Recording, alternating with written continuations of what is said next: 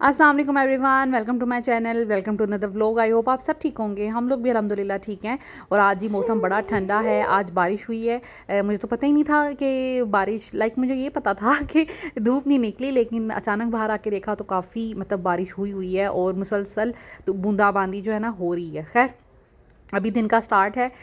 ऐसे दिन का स्टार्ट नहीं है, मैं कब से उठी हुई हूँ, नाश्ता वगैरह किया। जावियार जो है ना वो आज थोड़ा तंग कर रहे थे तो मैं उनके पास बैठ गई थी और बस मुझे इसी तरह बैठे बैठे बैठे बैठे 1 बज गया। Can you imagine. आज मैंने अपनी एक्टिविटी कोई भी अगर शुरू की है तो 1 बजे। इससे पहले जावियार को आज नहलाया था, मुझे अंदाज़ा नहीं था कि आज बारिश हो रही है बाहर। खैर, घर ये है कि वार्म है थोड़ा, तो जावियार को नहला के कवर शवर करके तो मैंने लिटाया है अभी दूध पिला के।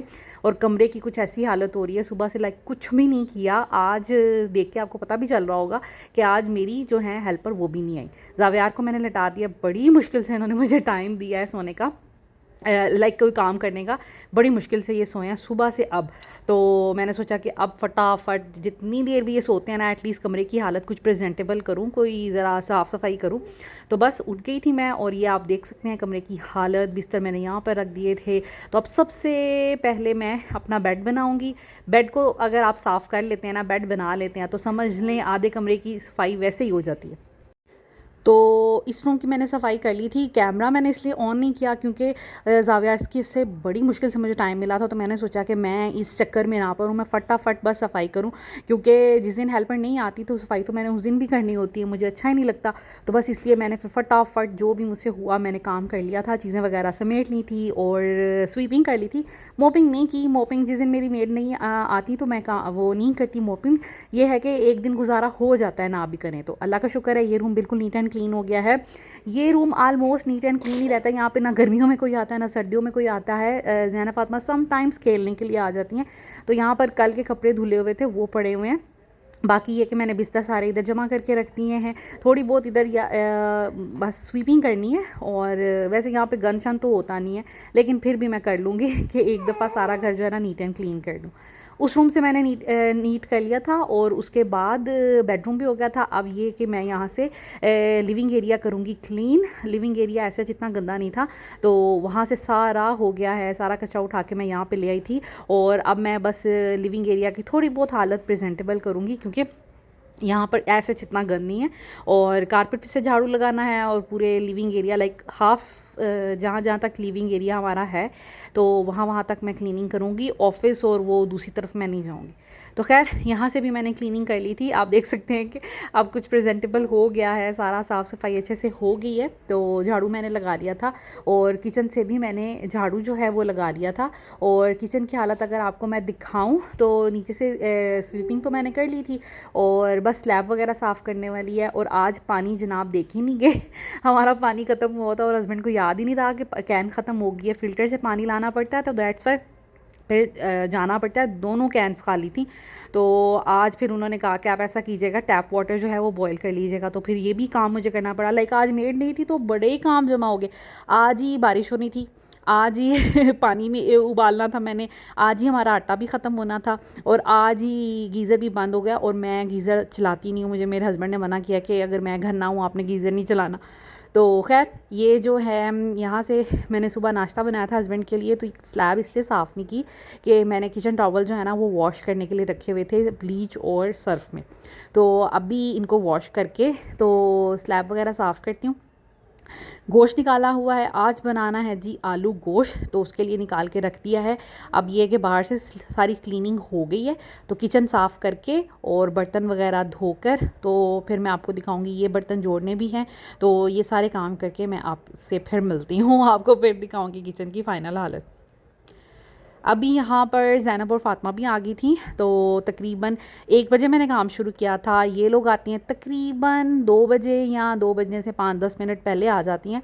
तो ये भी आ गई थी, और आपको पता ही होगा कि मेरे बच्चे जो हैं मैं उनको लंच देती हूँ और नाश्ता भी करवा के भेजती हूँ। तो इस वजह से फिर घर आके ये कुछ नहीं खाते, इनको दूध वगैरह पीना होता है, या फिर ये कि थोड़ी देर बाद जब सपारे का टाइम इनका हो जाता है, सपारे के बाद ये खाना खाती हैं। तो अभी मैं इनसे ये पूछ रही थी कि खाना खाना है, तो वो कह रहे थे कि नहीं खाना नहीं खाना। तो मैंने कहा चलें ठीक है, आप टीवी वगैरह देखें, उतनी देर में मैं खाना बना भी लेती हूँ और किचन वगैरह जो है ना वो भी साफ़ कर लूँगी। तो बस यहाँ पर अब मैं इनको यही कह रही थी और कह रही थी कि बैग्स वगैरह अपने प्रॉपर प्लेस पे रखें। तो बस अभी ये है कि किचन मेरा अभी मैं कर ही रही थी, बर्तन वगैरह धो ही रही थी, तो बीच में ये लोग आ गए थे, तो अभी मेरा काम रहता है मैं वो कर लूँगी और उतनी देर में ज़ैना फ़ातिमा जो हैं वो अपना टीवी एंजॉय कर लेंगी। तो ये देखें बस बर्तन मैंने थोड़े से जोड़े थे और थोड़े से ही धोए हैं और माशाल्लाह ये लोग आ गए थे। अभी ये क्लीन करके तो फिर आपको दिखाऊंगी। यहाँ जी 2 बज गए हैं, आप देख सकते हैं मैंने आपको पहले भी टाइम दिखाया था और तकरीबन 1 घंटे में मैंने ऑलमोस्ट सफाई भी कर ली, चीज़ें वगैरह भी समेट ली और अल्लाह का शुक्र है कि ज़ावियार सोया रहा। अगर ज़ावियार ना सो पाता या ना सोता तो फिर मैं कोई काम नहीं कर पाती। तो बस इसलिए कि अल्लाह का शुक्र है इन्होंने मुझे टाइम दे दिया 1 घंटे का, उसमें मेरा सारी क्लीनिंग वगैरह हो गई थी। प्रॉपर मैंने स्वीपिंग की है, चीज़ें वगैरह ठिकाने लगाई हैं और अल्लाह का शुक्र है कि ये सारे काम मेरे 1 घंटे में हो गए हैं। किचन में मैंने मॉपिंग भी कर ली थी क्योंकि किचन आपको पता है ग्रीसी होता है, थोड़ा ज़्यादा गंदा होता है, इसलिए मैंने यहाँ पर स्वीपिंग और मॉपिंग दोनों कर ली थी। पानी जो है ठंडा करके जग्स में रख लिया था और इनको स्ट्रेन भी किया है ताकि वो, क्योंकि यहाँ का पानी बहुत नमकीन है। खैर तो किचन की आप हालत अब देख सकते हैं कि नीट एंड क्लीन हो गया है, फीडर भी वॉश हो गए हैं, बर्तन भी वॉश हो गए हैं और यहाँ पर जी ये सिंक वगैरह भी मैंने अच्छे से वॉश कर दिया है। अब मैंने बनाना है खाना, तो करते हैं खाने की तैयारी। अच्छा जी, अभी मैं देने लगी हूँ आपको आलू गोश्त की रेसिपी। वैसे तो मैंने कई दफ़ा ये बनाया और कई दफ़ा मैं आपके साथ शेयर कर चुकी हूँ, लेकिन अगर देखा जाए तो प्रॉपर रेसिपी ना किसी भी व्लॉग में सही तरीके से जो है ना मैंने अपलोड नहीं की। तो आलू गोश्त बहुत मज़े का बनता है, आलमोस्ट सब लोगों को पसंद होता है, बड़ों को, छोटों को, बच्चे बड़े शौक से खाते हैं क्योंकि इसमें आलू होते हैं, शोरबा होता है। तो यहाँ पर मैंने लिया है सबसे पहले मटन। आप चाहे बीफ में बनाएं चाहे चिकन में बनाएं, चिकन का तरीका डिफरेंट होता है, वो मैं कभी आपके साथ शेयर करूँगी, लेकिन मटन और बीफ का तरीका सही बिल्कुल यही है। तो यहाँ पर मैंने मटन लिया है और यहाँ पर अगर आ जाएं तो ये हैं जी मसाले। तो यहाँ पर जी मैंने एक मीडियम से साइज़ का प्याज लिया है, ठीक है।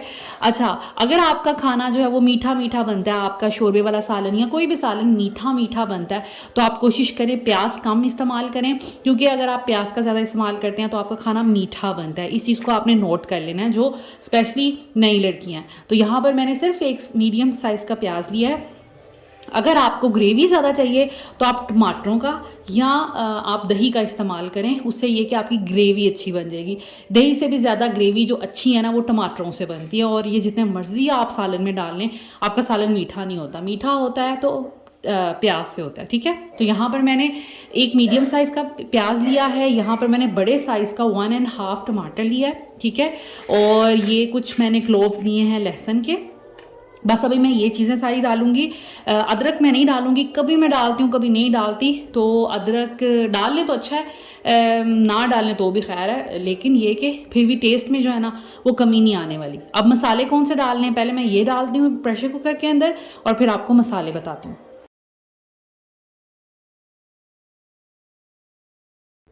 अच्छा, गोश्त जब भी बनाएं, चाहे भुना हुआ बनाएं, कीमा बनाएं, आलू गोश्त बनाएं, उसमें सूखा धनिया बहुत मतलब डाला करें, बहुत अच्छा लगता है। बाकी नमक मिर्च हल्दी तो हर चीज़ में डलती है।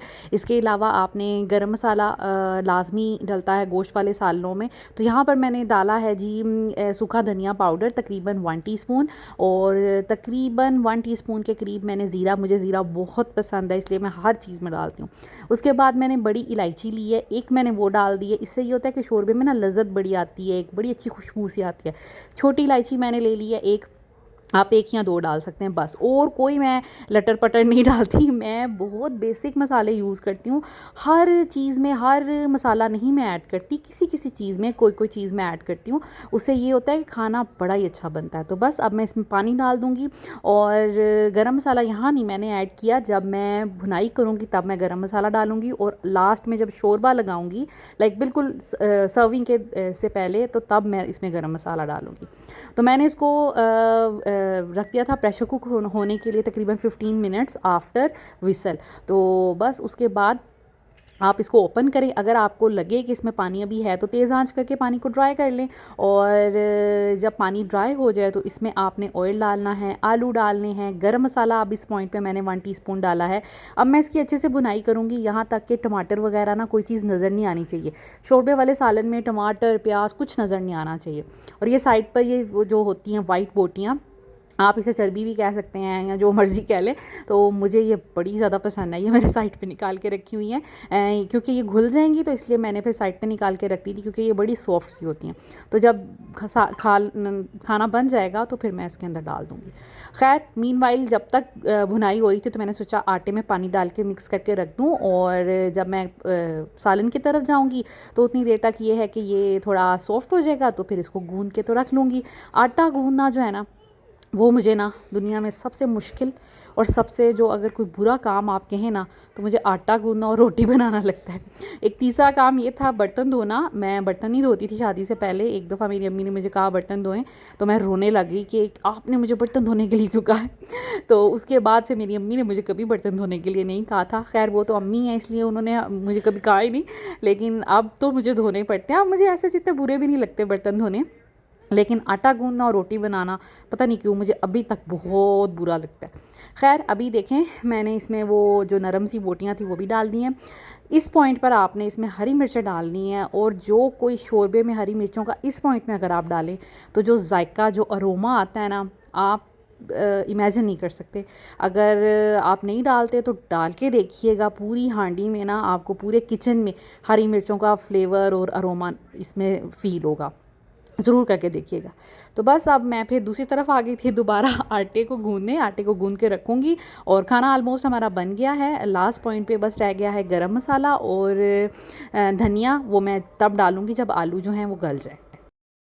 आटा गूँधने के साथ ही मैंने फिर सोचा कि परात भी धो लूँ, क्योंकि अगर इसको रख दो तो आटा ऐसे जम जाता है जैसे कोई पत्थर हो। तो बस मैं जब भी आटा गूँधती हूँ ना तो फ़ौरन मैं परात धोती हूँ, 1 मिनट की भी गफलत नहीं करती, क्योंकि फिर आसान हो जाता है इसको धोना, वरना तो बहुत मुश्किल हो जाता है। और ज़ैना फ़ातिमा स्कूल से आई थी, फिर उनके लंच बॉक्सेस भी मैंने धो दिए थे। और बस जैसे जैसे कोई बर्तन गंदा हो रहा था, आज मैं साथ साथ साफ़ करती, क्योंकि आज मेरे काम की ड्यूटी है ना, तो इस वजह से मैं फिर कोई काम जमा नहीं रहना चाहती, ताकि घर एक तो नीट एंड क्लीन रहे। जब तक हस्बैंड आते हैं तो मुझे बड़ा होता है कि हस्बैंड गए हुए हैं ऑफिस, तो फिर घर नीट एंड क्लीन रहना चाहिए जब वो आएँ, तो क्योंकि एक अच्छी वाइब आती है घर घुसते ही। अगर घर गंदा हो तो फिर इंसान क्या सोचता है, बाहर से आया थका हुआ और ज़्यादा थक जाता है। तो बस मुझे यही होता है जिस दिन वैसे तो मेड ये जब होती है तो वो साथ साथ सारा कुछ कर लेती है, तो ऐसे गंद नहीं पड़ता, लेकिन जब वो ना हो तो फिर मैं भी इसी तरह स्टैंड बाय पे रहती हूँ। जैसे जैसे गंद बच्चे फैलाएं वैसे वैसे साफ़ करती रहती हूँ, ताकि मैस ना हो। तो यहाँ पर जी मैं इनको कह रही थी बच्चों को कि आप अपना स्पारा वगैरह ले आएँ, क्योंकि इनके स्पारे का टाइम हो गया था। मैंने इनको रिवीजन करवानी थी और साथ साथ इनको टीचर से क्लास दिलवानी थी। तो बस मैं उनको वही कह रही थी, और आलू रख के आई थी। जब तक हमने क्लास ली, मैंने रिवीजन करवाई, तो आलू भी बहुत अच्छे सॉफ्ट होके गल गए थे। तो अब बस लास्ट में मैंने इसमें डालना है जी हरा धनिया, जो कि शोरबे वाले सालन की तो जान होता है। हरा धनिया के बगैर तो सालन बिल्कुल अजीब सा बोरिंग सा लगता है, तो ये मैं ज़रूर डालती हूँ। उसके बाद जी यहाँ पर मैं गरम मसाला डाल रही हूँ, इससे ये कि लास्ट में फिर डाले ना कलर बड़ा अच्छा शोरबे का आता है। थोड़ा सा मिक्स करूँगी और ढक कर रख दूँगी। तो ढक के रखने से ये होता है फिर गरम मसाले का कलर बड़ा अच्छा आता है, और वो थोड़े दम वाली सिचुएशन में। तो ये है जी लुक हमारे आलू गोश्त की। जिस तरह ये देखने में अच्छा लग रहा है, खाने में भी ट्रस्ट मी वैसा ही अच्छा बना। और इस रेसिपी से ज़रूर ट्राई कीजिएगा। और आज मैंने अल्लाह का शुक्र है कि कंप्लीट रेसिपी दी है, और मैं थंबनेल पे भी लगा दूंगी, ताकि कभी भी कोई मुझसे लिंक मांगे तो मुझे भी हो। क्योंकि अभी मुझसे कुछ दिन पहले किसी ने लिंक मांगा था, तो मैं ढूंढती रही प्रॉपर रेसिपी किसी में भी नहीं थी, हालांकि हज़ारों दफ़ा बना चुकी हूँ आलू गोश्त। So this is it. I hope आज का व्लॉग भी आपको अच्छा लगा होगा। अगर अच्छा लगा होगा तो लाइक कीजिएगा, शेयर कीजिएगा, और मेरे चैनल को सब्सक्राइब कीजिएगा। Thank you so much.